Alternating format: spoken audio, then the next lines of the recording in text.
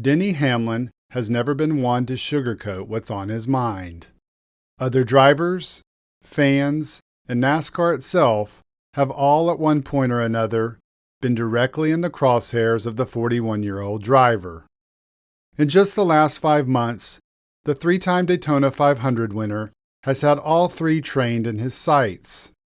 Everyone remembers last year's finish at Martinsville in late October, when Alex Bowman spun the dominant number 11 car in the race's closing laps before cruising to victory. Afterward, an angry Hamlin went ballistic, first interrupting Bowman's celebratory burnout before calling the Hendrick Motorsports driver a hack and dropping an F-bomb on national television.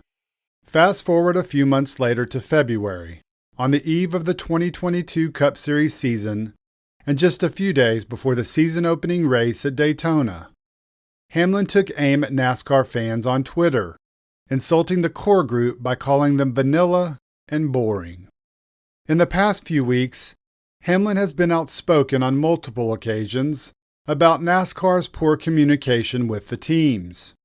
One specific example included NASCAR's surprising announcement that Hendrick Motorsports would field a modified next-gen Chevrolet Camaro for the 24 Hours of Le Mans in 2023, with Hendrick VP of Competition Chad Knaus overseeing the project. This past week, Hamlin didn't sugarcoat his thoughts when asked about the unexpected news and how the teams learned about it. I don't know. It just doesn't. Finding out through a press conference is not okay. We have too many people in place. NASCAR has too many executives for that to slip through the cracks. Not that it slipped through the cracks, but like, where's the transparency of it? And then, But in typical Hamlin fashion, he wasn't done. On the other side, there's certainly these performance advantages that every team is concerned with. There's no, short of us being allowed to have the same track time, I do not see any way possible that they will not have an advantage. And this is a team that already has won more races than anyone this season into next year. So I think, from my standpoint, it seemed like the decision was made, and they'll kind of figure out the details later.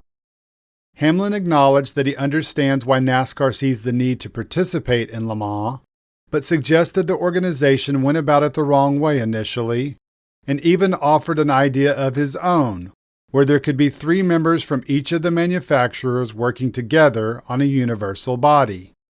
It's not a bad idea, and NASCAR should consider potentially exploring the option in the future. There's no doubt Denny Hamlin has developed a reputation among a certain group of fans for being a whiner, and rightfully so. Alex Bowman and Martinsville come to mind. That being said, there's also no denying that he wants to improve the sport, and his thoughts when it comes to NASCAR are often on point.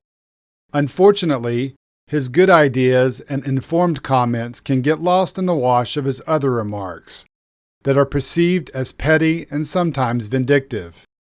If he can tone down the personal attacks and focus on the issues that the whole garage is thinking about and need to be addressed, his comments might be better received, and he might be able to get better results.